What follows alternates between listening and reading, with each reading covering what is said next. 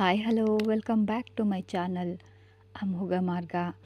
ಇನ್ನೂ ಯಾರು ಚಾನಲ್ನ ಸಬ್ಸ್ಕ್ರೈಬ್ ಮಾಡಿಲ್ಲ ದಯವಿಟ್ಟು ಸಬ್ಸ್ಕ್ರೈಬ್ ಮಾಡ್ಕೊಂಡು ನೋಡಿ. ಅವಳ ಕಣ್ಣುಗಳಲ್ಲಿ ನೀರು ತುಂಬಿಕೊಂಡಿತ್ತು. ಇಂತಹ ಆಸರೆ ಜೀವನ ಪೂರ್ತಿ ಬೇಕು ಅಂತ ಅವಳ ಮನಸ್ಸಿಗೆ ಅನ್ನಿಸ್ತಾ ಇತ್ತು. ಆದರೆ ಇವನಲ್ಲಿ ಹಕ್ಕಿನಿಂದ ಅದನ್ನು ಕೇಳಲು ಆಗೋದಿಲ್ಲ. ಮನಸ್ಸು ಭಾರಾಗಿ ಅವನನ್ನು ಅಪ್ಪಿಕೊಂಡ್ಳು ಆಕಾಂಕ್ಷ.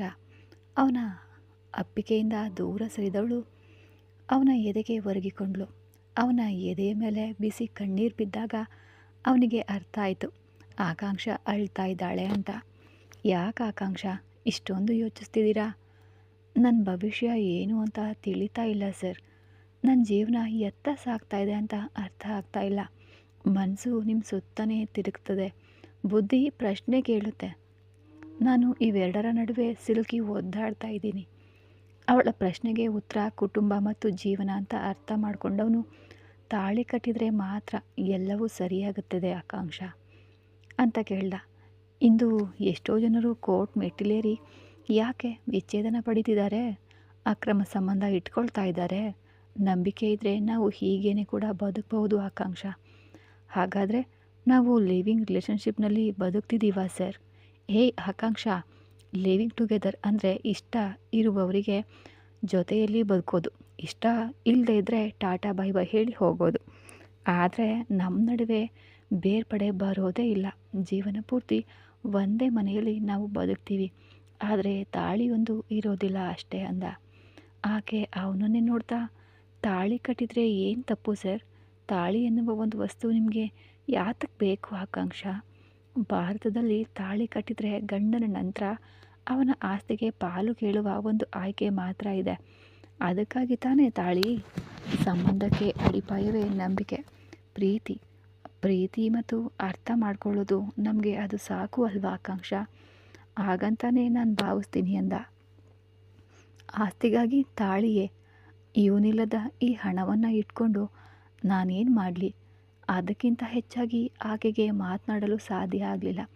ಸರ್, ನಾನು ದೇವಸ್ಥಾನಕ್ಕೆ ಹೋಗಿ ನಂತರ ಹಾಸ್ಪಿಟಲ್ಗೆ ಹೋಗ್ತೀನಿ ಅಂದವಳು ಅವನ ಉತ್ತರಕ್ಕಾಗಿ ಕಾಯ್ದೇನೆ ರೂಮ್ನಿಂದ ಹೊರಟೋದ್ಲು. ಅವಳು ಹೋಗ್ತಾ ಇರುವ ಆಕೆಯನ್ನು ನೋಡ್ತಾ ನಿಂತ್ಬಿಟ್ಟ ರಮಣ್. ಹಾಗೇನೆ ಹೋಗ್ತಿದ್ದ ಆಕಾಂಕ್ಷಳನ್ನೇ ನೋಡ್ತಾ ಇದ್ದ ರಮಣ್ ಅವರಿಗೆ ಒಂದು ವಿಷಯ ಅರ್ಥ ಆಯಿತು. ಅವಳು ಒಳಗಿನಿಂದ ಸಂಪೂರ್ಣವಾಗಿ ಒಡೆದು ಹೋಗಿದ್ದಾಳೆ ಅಂತ. ಅವನ ಮನಸ್ಸು ಕೇಳ್ತು, ಏನು ಅವಳನ್ನು ಪ್ರೀತಿಸ್ತಿದೆಯಾ? ಅಂತು. ನಿಜವಾದ ಪ್ರೀತಿ ಅಂದರೆ ಅವಳನ್ನು ಅವಳಿಷ್ಟಂತೆ ಬಿಡೋದು ತಾನೇ. ಬಲವಂತ ಮಾಡೋದು, ನಮಗೆ ಬೇಕಾದಂತೆ ಇರಲು ಹೇಳೋದು ಯಾವ ರೀತಿಯಲ್ಲಿ ನ್ಯಾಯ? ಮನಸ್ಸು ಕೇಳಿದ ಪ್ರಶ್ನೆ ಸರಿ ಅಂತಾನೆ ಅನ್ನಿಸ್ತು ರಮಣ್ಗೆ. ಇನ್ಮುಂದೆ ಅವಳನ್ನು ಪ್ರೀತಿಸ್ತೀನಿ ಅನ್ನೋ ಹೆಸರಿನಲ್ಲಿ ತನ್ನ ಆಸೆಗೆ ತಕ್ಕಂತೆ ಅವಳ ಮನಸ್ಸನ್ನು ಬದಲಾಯಿಸಿ ತೊಂದರೆ ಕೊಡಬಾರ್ದು. ಈ ಸಂಬಂಧದಲ್ಲಿ ಅವಳನ್ನು ಇನ್ನೂ ಮುಂದೆ ಎಳೆದು ತರಬಾರ್ದು. ಅವಳ ಇಷ್ಟದಂತೆಯೇ ಇರಲಿ. ಅವಳೊಂದಿಗೆ ಹೊರಗೆ ಹೋಗಲು ಯೋಜನೆ ಹಾಕಿದ್ದ ಅವನು ಅಂದಿನ ಎಲ್ಲ ಸಭೆಗಳನ್ನು ರದ್ದು ಮಾಡಲು ಹೇಳಿದ್ದ. ಆದರೆ ಅವಳು ಇವನ ಜೊತೆ ಹೋಗದೇ ಇದ್ದಿದ್ದರಿಂದ ಏನೋ ಯೋಚಿಸಿದ್ನೋ ಏನೋ, ಮತ್ತೆ ಎಲ್ಲವನ್ನ ಯಥಾ ರೀತಿ ನಡೆಸಲು ಹೇಳಿ ತನ್ನ ಕಚೇರಿಯತ್ತ ಹೊರಟು ನಿಂತ ರಮಣ್. ಹಲವು ನೋವುಗಳನ್ನು ತಿಂದವನಿಗೆ ಆ ನೋವಿನಲ್ಲಿ ಇದು ಒಂದಾಗಿ ಸೇರಿಹೋಯಿತು. ಪೆಟ್ಟು ತಿಂದು ತಿಂದು ಅಭ್ಯಾಸವಾದ ಅವನ ಮನಸ್ಸಿಗೆ ಇದು ಹಾದು ಹೋಗುತ್ತೆ ಅಂದ್ಕೊಂಡು ಅಭ್ಯಾಸವಾಗಿದ್ದವನಿಗೆ ಪ್ರೀತಿ ಹೊಸದಾಗಿತ್ತು. ಆದರೆ ಇದರಿಂದ ಹೊರಬರಬೇಕು ಅಂತ ತನ್ನನ್ನು ತಾನು ಕಂಟ್ರೋಲ್ ಮಾಡಿಕೊಂಡ. ಸಾಮಾನ್ಯವಾಗಿ ತನ್ನ ಕೋಪವನ್ನು ಮತ್ತು ಮನಸ್ಸಿನಲ್ಲಿರುವ ಹೊರಗೆ ಹೇಳಲಾಗದ ಭಾವನೆಗಳನ್ನು ಒಳಗಡೆನೆ ಬಚ್ಚಿಟ್ಟು ಬೇರೊಂದರಲ್ಲಿ ಗಮನ ಹರಿಸೋದನ್ನೇ ಇಂದು ಕೂಡ ರಮಣ್ ಮಾಡಿದ. ಹೊಸ ಉದ್ಯಮವೊಂದನ್ನು ಮುಂದೂಡಿದ್ದವನು ಹಿಂದೆ ಅದನ್ನು ಕೈಗೆತ್ಕೊಂಡು ಮಾಡಲು ಹೊರಟುಬಿಟ್ಟ. ಆಸ್ಪತ್ರೆಯ ಹತ್ತಿರ ಇದ್ದ ಅಮ್ಮನವರ ದೇವಸ್ಥಾನದೊಳಗೆ ಹೋದ ಆಕಾಂಕ್ಷ ಬಹಳ ಹೊತ್ತು ಅಲ್ಲೇ ಕೂತಿದ್ಲು. ಮನಸ್ಸು ಯಾವುದರಲ್ಲೂ ಒಂದಾಗದ ಕಾರಣ ಪೂಜೆ ಮಾಡಲಿಲ್ಲ. ಆದರೆ ತನ್ನ ಮನಸ್ಸಿನಲ್ಲಿರುವ ಎಲ್ಲವೂ ದೇವರಿಗೆ ಗೊತ್ತು. ಯಾವುದಾದ್ರೂ ಹೊಸ ದಾರಿ ಸಿಗಬಹುದು ಅನ್ನೋ ನಂಬಿಕೆಯಲ್ಲಿ ಕುಳಿತಿದ್ಲು. ಅಷ್ಟರಲ್ಲಿ ಚಾರು ಅವರಿಂದ ಫೋನ್ ಬಂತು. ಏನಾಯಿತು ಆಕಾಂಕ್ಷ, ಯಾಕೆ ಇನ್ನೂ ಆಸ್ಪತ್ರೆಗೆ ಬರಲಿಲ್ಲ ಅಂತ. ಅಕ್ಕ, ಇನ್ನೊಂದು ಅರ್ಧ ಗಂಟೆಯಲ್ಲಿ ಬಂದುಬಿಡ್ತೀನಿ. ಊಟ ಮಾಡಿದೆಯಾ ಆಕಾಂಕ್ಷ? ಆಗಲೇ ಅವಳಿಗೆ ನಾನು ಏನೂ ತಿಂದೆ ಹಾಗೆ ಬಂದಿದ್ದೀನಿ ಅಂತ ನೆನಪಿಗೆ ಬಂತು. ಇಲ್ಲ ಅಕ್ಕ, ಹಸ್ವಾಗ್ತಿಲ್ಲ. ಸರಿ ಬಾ, ನಿನಗೂ ಸೇರಿಸಿನೇ ತಂದಿದ್ದೀನಿ. ಆ್ಯಕ್ಚುಲಿ ನಾನಿವತ್ತು ಹಾಫ್ ಡೇ ಲೀವ್ ತೊಗೊಂಡಿದ್ದೀನಿ. ಯಾಕೆ ಅಕ್ಕ, ಹುಷಾರಿಲ್ವಾ? ಅದೆಲ್ಲ ಏನೂ ಇಲ್ಲ. ನಿನ್ನೆ ಇಲ್ಲಿಂದ ಒಬ್ಬ ಅಮ್ಮನನ್ನು ಮನೆಗೆ ಕರ್ಕೊಂಡು ಹೋದೆ ಅಲ್ವಾ? ಅವರಿಗೆ ಈ ಏರಿಯಾ ಸುತ್ತಿ ತೋರಿಸಿ ಅಂಗಡಿಗಳಿಗೆಲ್ಲ ಹೋಗೋದು ಹೇಗೆ ಅಂತ ಹೇಳ್ಕೊಡ್ಬೇಕು. ಅವರು ತುಂಬ ವರ್ಷಗಳಿಂದ ಹೊರ ಪ್ರಪಂಚದ ಪರಿಚಯವೇ ಇಲ್ಲದೆ ಇದ್ದ ಹಾಗೆ ಇದ್ದಾರೆ. ಪ್ರತಿಯೊಂದನ್ನು ಆಶ್ಚರ್ಯದಿಂದ ನೋಡ್ತಾರೆ. ಆಮೇಲೆ ಅವರು ಸೂಪರಾಗಿ ಅಡುಗೆ ಕೂಡ ಮಾಡ್ತಾರೆ ಗೊತ್ತಾ? ಮಾಡುವಾಗ ನಿನಗೂ ಸೇರಿಸಿಯೇ ಮಾಡಿಕೊಟ್ಟಿದ್ದಾರೆ. ಆ ಅಮ್ಮ ಅಂದ ತಕ್ಷಣವೇ ಆಕಾಂಕ್ಷಳಿಗೆ ಎಲ್ಲವೂ ನೆನಪಿಗೆ ಬಂತು. ಅಕ್ಕ, ನಾನು ಪೂರ್ತಿ ದಿನ ಲೀವ್ ಹಾಕ್ಕೊಳ್ತೀನಿ. ನಾನು ಕೂಡ ನಿಮ್ಮ ಜೊತೆ ಮನೆಗೆ ಬರಲಾ? ಧಾರಾಳವಾಗಿ ಬಾ. ಅಕ್ಕ, ನಾನು ಇನ್ನೊಂದಷ್ಟು ಹೊತ್ತು ದೇವಸ್ಥಾನದಲ್ಲಿರ್ತೀನಿ. ನೀವು ಹೊರರೋಗಿ ವಿಭಾಗ ಮುಗಿಸಿ ನನ್ನನ್ನು ಕರ್ಕೊಂಡು ಹೋಗಿ. Okay dear. ಕೆಲಸ ಮುಗಿದ ತಕ್ಷಣ ಚಾರು ದೇವಸ್ಥಾನಕ್ಕೆ ಬಂದಳು. ನಿನ್ನ ಧ್ವನಿಯೇ ಸರಿಯಿಲ್ಲ, ಏನಾದರೂ ಸಮಸ್ಯೆನಾ? ಅಕ್ಕ, ನನಗೆ ನಿಮ್ಮನ್ನು ಇಷ್ಟ. ಆದರೆ ಹೇಳಬೇಕಂದ್ರೆ ಈ ಊರಿನಲ್ಲಿ ರಮಣ್ ಸರ್ ಆದಮೇಲೆ ನಾನು ಹೆಚ್ಚು ಬೆರೆಯುವ ಒಬ್ಬರು ಅಂದರೆ ಅದು ನೀವೇ ಅಕ್ಕ. ನನಗೆ ನೀವಂದರೆ ಕೂಡ ಇಷ್ಟ. ನಿಮ್ಮ ಹತ್ರ ಮನಸ್ಸು ಬಿಚ್ಚಿ ಮಾತನಾಡಬೇಕು ಅಂತ ಅನ್ನಿಸ್ತಿದೆ.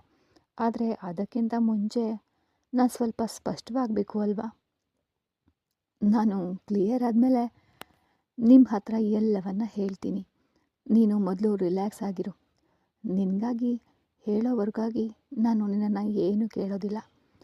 ನೀನು ಬಾ, ಮನೆಗೆ ಹೋಗೋಣ. ಉಳಿದಿದ್ದನ್ನು ಅಲ್ಲೇ ಹೋಗಿ ಮಾತನಾಡೋಣ. ಆಕಾಂಕ್ಷ ಅವಳೊಂದಿಗೆ ಮನೆಗೆ ಬಂದಳು. ಅದೊಂದು ಅಪಾರ್ಟ್ಮೆಂಟ್. ಮಧ್ಯಮ ವರ್ಗದವರು ಕನಸಿನ ಮನೆಗಳಲ್ಲಿ ಅದು ಕೂಡ ಒಂದು ಅನ್ನೋದನ್ನು ಅಲ್ಲಿದ್ದ ಮನೆಯ ನೋಟವೇ ತೋರಿಸ್ತಾ ಇತ್ತು. ಕಾಲಿನ ಮೇಲೆ ಒತ್ತಿದಾಗ ಬಾಗಿಲು ತೆರೆದವರು ಅಲ್ಲಿ ಆಕಾಂಕ್ಷ ಬಂದಿರೋದನ್ನು ಕಂಡು ಕಣ್ಣರಳಿಸಿ, ನೀನು ಬರ್ತೀಯ ಅಂತ ನನಗೆ ಗೊತ್ತಿತ್ತು. ನನ್ನನ್ನು ನೋಡಲು ತಾನೇ ಬಂದೆ ಮಗಳೇ ಅಂದರು ಆಸೆಯಿಂದ. ತಲೆಯಾಡಿಸಿದ್ಲು. ಆದರೆ ಆಕಾಂಕ್ಷಳಿಗೆ ಅವರ ಮುಖ ನೋಡಲು ಸಾಧ್ಯ ಆಗಲಿಲ್ಲ. ರಮಣ್ ಹೇಳೋದು ನಿಜನೋ ಸುಳ್ಳು ಅನ್ನೋದಕ್ಕಿಂತ ಇದರಲ್ಲಿ ಯಾವುದು ಸತ್ಯ ಅಂತ ಆ ವಯಸ್ಸಾದ ಮಹಿಳೆ ಹತ್ರ ಕೇಳಲು ಅವಳಿಗೆ ಸಂಕೋಚ. ಚಾರು ಇಬ್ಬರನ್ನ ನೋಡಿ ಏನು ನಡೀತಿದೆ? ಆಕಾಂಕ್ಷ, ಅಕ್ಕ, ಇವ್ರ ಹತ್ರ ನಾನು ಸ್ವಲ್ಪ ಮಾತನಾಡಬೇಕು ಪ್ಲೀಸ್. ನನಗೆ ಸ್ವಲ್ಪ ಸಮಯ ಇವ್ರ ಹತ್ರ ಮಾತನಾಡಬೇಕಾಗಿದೆ. ಚಾರು ಇಬ್ಬರನ್ನ ನೋಡಿ, ನಿಮ್ಮಿಬ್ಬರಿಗೂ ಈಗಾಗಲೇ ಪರಿಚಯ ಇದೆಯಾ? ಇವರನ್ನು 2 ದಿನಗಳ ಹಿಂದೆ ರಮಣ್ ಸರ್ ಮನೆಯಲ್ಲಿ ನೋಡಿದ್ದೆ ಅಕ್ಕ. ಆದರೆ ಅವರು ನನ್ನನ್ನು ನೋಡಲಿಲ್ಲ, ಮಾತಾಡಿಸಲಿಲ್ಲ ಅಕ್ಕ. ಆ ವೃದ್ಧೆ ಮುಗುಳ್ನಗ್ತಾ, ನಾನು ಮಾತನಾಡ್ಲಾ? ಇಬ್ಬರು ಅವರನ್ನು ನೋಡಿ, ಮಾತನಾಡಿ ಅಮ್ಮ, ನಾನು ಯಾರು ಅಂತ ನಿಮ್ಮಿಬ್ಬರಿಗೂ ತಿಳಿಬೇಕು ಅಲ್ವಾ? ಚಾರು, ನನಗೆ ಯಾಕಮ್ಮ ಯಾರೆಂದು ತಿಳಿಯದೆ ನನ್ನನ್ನು ಮನೆಗೆ ಕರೆತಂದು ಇಟ್ಕೊಂಡಿದೆಯಲ್ಲಮ್ಮ. ನಾನು ಆಶ್ರಯ ಪಡೆದಿರುವ ಮನೆ ನಿನ್ನದು. ಹಾಗಾಗಿ ನಿನಗೂ ನನ್ನ ಬಗ್ಗೆ ತಿಳಿಬೇಕು ಅಲ್ವಾ ಅಂದರು. ಚಾರು ಬಳಿ ಆಕಾಂಕ್ಷಳನ್ನು ನೋಡಿ, ನಿನಗೆ ನನ್ನ ಬಗ್ಗೆ ಸ್ವಲ್ಪ ತಿಳಿದಿರುತ್ತೆ ಅಂತ ಅನ್ಕೋತೀನಿ. ಅದಕ್ಕೆ ಇಷ್ಟೊಂದು ಮುಜುಗರ ಪಟ್ಕೊಡ್ತಿದೀಯಾ? ನಾನು ಪೂರ್ತಿಯಾಗಿ ಹೇಳಿಬಿಡ್ತೇನೆ ಅಂತ ಆರಂಭಿಸಿದರು. ನನ್ನ ಹೆಸರು ಶಾರದಾ. ನಾನು ಗೈನಕಾಲಜಿಸ್ಟ್, ಅಂದರೆ ಒಬ್ಬ ಸ್ತ್ರೀರೋಗ ತಜ್ಞೆ.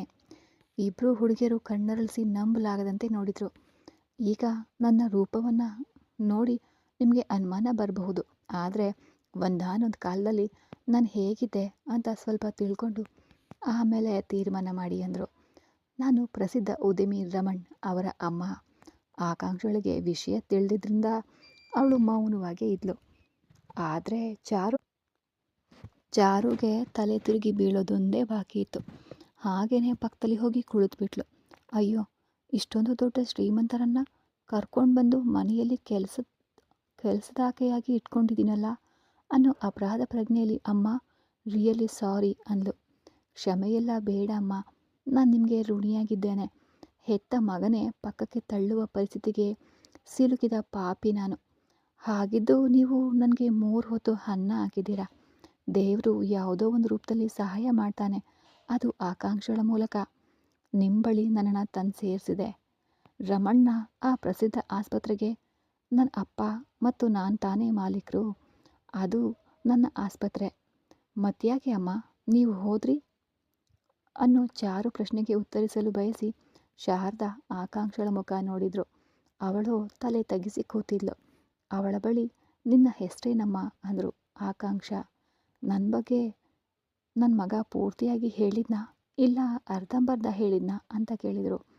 ಅವಳು ಪಾಪ ಹೇಗೆ ತಾನೇ ಹೇಳ್ತಾಳೆ? ಆಕೆಯ ಮಗ ಆಕೆಯನ್ನು ತಪ್ಪಿತಸ್ಥೆ ಅಂತ ಹೇಳಿದ ವಿಷಯವನ್ನು. ಅದು ಬಂದು ಅಮ್ಮ ಅಂತ ಅವಳು ತಡವರಿಸಲು, ಅವನು ಹೇಳಿದ್ದನ್ನು ನಂಬಿ ನನ್ನ ಹತ್ರ ಮಾತನಾಡಲು ನಿನಗೆ ಮುಜುಗರ ಆಗ್ತಿದೆಯಾ ಆಕಾಂಕ್ಷ ಅಂತ ನೇರವಾಗೇ ಕೇಳಿಬಿಟ್ರು.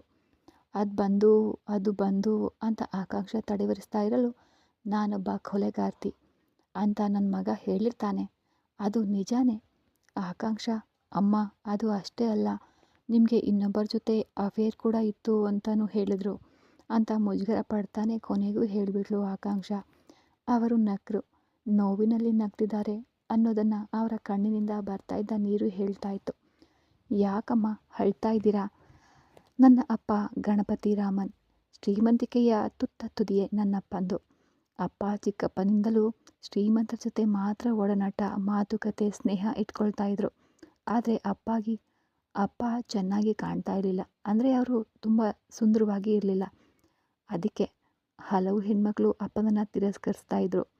ಅದಕ್ಕೆ ಅಪ್ಪನಿಗೆ ಸುಂದರವಾದ ಹೆಣ್ಮಕ್ಳನ್ನು ಮದುವೆಯಾಗಿ ಅವರನ್ನು ತನ್ನ ಕಾಲ್ಬುಡದಲ್ಲಿ ಇಟ್ಕೊಳ್ಬೇಕು ಅನ್ನೋ ಆಸೆ.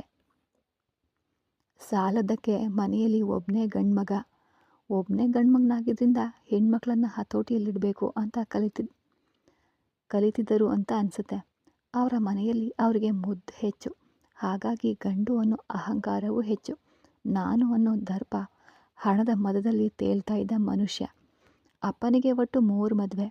ಆ ಕಾಲದಲ್ಲೇ ಅಪ್ಪನನ್ನು ಸಹಿಸಿಕೊಳ್ಳಲು ಇಷ್ಟ ಇಲ್ಲದ ಮೊದಲ 2 ಹೆಣ್ಮಕ್ಳು. ಇಬ್ಬರಿಗೂ ಆಸ್ತಿ ಪಾಸ್ತಿಗೆ ಕೊರತೆ ಅಂತೂ ಇರಲಿಲ್ವಲ್ಲ. ಅಪ್ಪನನ್ನು ಎದುರಿಸಿದ್ರು. ಇಷ್ಟವಾಗಲಿಲ್ವೇನೋ, ಒಬ್ಬರು ಆತ್ಮಹತ್ಯೆ ಮಾಡಿಕೊಂಡ್ರು, ಇನ್ನೊಬ್ಬರು ಯಾರಿಗೂ ಹೇಳದೆ ಓಡಿ ಹೋದರು. ಆಗ ಯೋಚಿಸಿ ನೋಡಿ, ಅವರು ಎಷ್ಟೊಂದು ಅಪಾಯಕಾರಿ ಮನುಷ್ಯ ಅಂತ ಅಂದರು. ಅದಕ್ಕೆ ಆ 2 ಮದುವೆಗಳು ಯಶಸ್ವಿ ಕೂಡ ಆಗಲಿಲ್ಲ. 2 ಹೆಂಡತಿಯರು ಹೋದ್ಮೇಲೆ ಸುತ್ತಮುತ್ತಲಿನ ಯಾರು ಹೆಣ್ಣು ಕೊಡಲು ಮುಂದೆ ಬರಲಿಲ್ಲ. ಬಡತನದಲ್ಲಿರುವ ಹೆಣ್ಣಾದರೆ ಮಗನಿಗೆ ಸರಿ ಹೋಗ್ತಾಳೆ ಅಂತ ನನ್ನ ಅಜ್ಜ ಎಲ್ಲೋ ಹಳ್ಳಿಯಿಂದ ಹುಡುಗಿ ತಂದರು. ಜೀವನದ ಮೂಲಭೂತ ವಿಷಯಗಳು ತಿಳಿಯದ ಅತ್ಯಂತ ಮುಗ್ಧೆಯಾಗಿದ್ದ ನನ್ನ ಅಮ್ಮನನ್ನು ಹುಡುಗಿ ತಂದರು. 3ನೇ ಮದುವೆಯನ್ನು ಮಾಡಲು ಬೇರೆ ಹೆಣ್ಣಿರಲಿಲ್ಲ. ಇವಳು ಇಲ್ಲದೇ ಇದ್ದರೆ ಇನ್ಮುಂದೆ ನೀನು ಒಬ್ಬನೇ ಇರಬೇಕಾಗತ್ತೆ ಅಂತ ಅಜ್ಜ ಕೋಪದಿಂದ ಬೈದು ನನ್ನ ಅಮ್ಮನನ್ನು ಅವರಿಗೆ ಮದುವೆ ಮಾಡಿಸಿದ್ರು. ಅವರೇ ನನ್ನಮ್ಮ. ಅಪ್ಪ ಅವಳನ್ನು ದಾಸಿಯಂತೆ ದುಡಿಸ್ಕೊಳ್ಳಲು ಅಮ್ಮನೂ ಎಲ್ಲಿ ಓಡಿ ಹೋಗ್ತಾರೋ ಅಂತ ಹೆದರಿ ಅಜ್ಜ ಮತ್ತು ಅಜ್ಜಿ ಅಮ್ಮನ ಬಳಿ ಪ್ರೀತಿಯಿಂದ ಇರಲು ಪ್ರಾರಂಭಿಸಿದರು. ಹಾಗಿದ್ದು ಅಪ್ಪನ ಗುಣ ಅಮ್ಮನನ್ನು ಆತ್ಮಹತ್ಯೆಗೆ ಪ್ರಚೋದಿಸ್ತಾ ಇತ್ತು. ಅದನ್ನು ಮಾಡಲು ಯತ್ನಿಸಿದಾಗ ಅದನ್ನು ತಿಳಿದ ಸಂಬಂಧಿಕರು ಹಾಗೂ ಅಕ್ಕಪಕ್ಕದವರು ಗೇಲಿ ಮಾತಿಗೆ ಹೆದರಿ ಅಪ್ಪ ತಮ್ಮನ್ನು ಸ್ವಲ್ಪ ಬದಲಾಯಿಸಿಕೊಂಡು ಸ್ವಲ್ಪ ಅಮ್ಮನ ಜೊತೆ ಹೊಂದಾಣಿಕೆಯಿಂದ ಇರಲು ಪ್ರಯತ್ನಿಸಿದರು. ಅದರ ಪರಿಣಾಮವಾಗಿ ನಾನು ಹುಟ್ಟಿದೆ. ಅಜ್ಜನಿಗೂ ತುಂಬ ಬಿಸ್ನೆಸ್ ಇತ್ತು. ಆದರೆ ಅಪ್ಪನ ಆಸೆಯೆಲ್ಲ ಆಸ್ಪತ್ರೆ ಕಟ್ಟಬೇಕು ಅನ್ನೋದೇ ಆಗಿತ್ತು. ಅಜ್ಜ ಎಲ್ಲ ಬಿಸ್ನೆಸ್ ಮಾಡ್ತಾಯಿದ್ರು, ಆದರೆ ಆಸ್ಪತ್ರೆ ಮಾತ್ರ ಕಟ್ಕೊಟ್ಟಿರಲಿಲ್ಲ. ನಾನು ಹುಟ್ಟಿದ ಮೇಲೆ ನನ್ನ ಅಪ್ಪನಿಗೆ ಸ್ವಂತ ಆಸ್ಪತ್ರೆ ಕಟ್ಟುವ ಅವಕಾಶ ಕೂಡ ಸಿಕ್ತು. ಅದೊಂದು ಹೆರಿಗೆ ಆಸ್ಪತ್ರೆ. ಅಪ್ಪನ ಕೈಗುಣ ಒಳ್ಳೆಯದಾಗಿದ್ದರಿಂದ ತುಂಬ ಜನಸಂದಣಿ ಹೆಚ್ಚಾಗಿ ಹಣದ ಸುರಿಯತೊಡಗಿತು. ಸಂಪತ್ತಿನ ಮೇಲೆ ಸಂಪತ್ತು ಸೇರಿರಬೇಕು. ಹಾಗಾಗಿ ನಾನು ಅವರ ಪಾಲಿನ ಅದೃಷ್ಟ ದೇವತೆಯಾಗಿ ಬದಲಾದೆ. ಅಮ್ಮನ ಆತ್ಮಹತ್ಯೆ ಯತ್ನದ ನಂತರ ಅವರು ಅಮ್ಮನ ಬಳಿ ಸ್ವಲ್ಪ ಶಾಂತವಾಗಿದ್ದರು ಅಥವಾ ನಡೆಸಲು ಶುರು ಮಾಡಿದರೋ ಗೊತ್ತಿಲ್ಲ. ಆದರೆ ನನ್ನನ್ನು ಮಾತ್ರ ಪ್ರೀತಿಸ್ತಾ ಇದ್ರು. ಎಂತಹ ಪ್ರೀತಿ ಅಂದರೆ ಅಪ್ಪ ಅಮ್ಮ ಇಬ್ಬರ ಪ್ರಪಂಚನೇ ನಾನಾಗಿದ್ದೆ. ನನ್ನ ಅಮ್ಮನಂತೆಯೇ ನಾನು ಇರ್ತೇನೆ ಅಂತ ಎಲ್ಲರೂ ಕೂಡ ಹೇಳ್ತಾ ಇದ್ರು. ಆಕಾಂಕ್ಷ ಆಶ್ಚರ್ಯದಿಂದ ಅವರನ್ನು ನೋಡ್ತಾ, ಇಷ್ಟೊಂದು ಐಶ್ವರ್ಯವಂತ ಹೆಣ್ಣು ನೀವು ಹೀಗೆ ಹೇಗೆ ಬದಲಾದ್ರಿ ಅಮ್ಮ ಅಂತ ಕೇಳಿದ್ಲು.